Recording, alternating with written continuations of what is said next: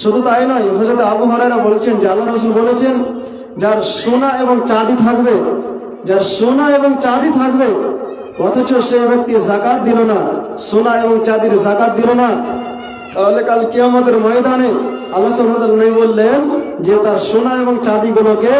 জাহান্নামের ভিতরে উত্তপ্ত করে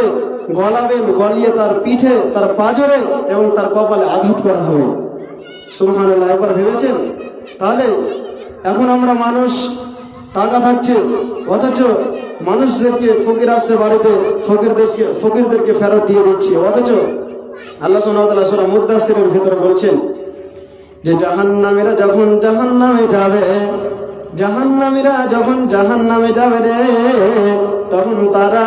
কান্দনরত অবস্থায় চারটা কারণ বলবে, বন্ধুরে আমার, আমি ওই চারটা বলবো না। দ্বিতীয় নম্বর তারা বলবে,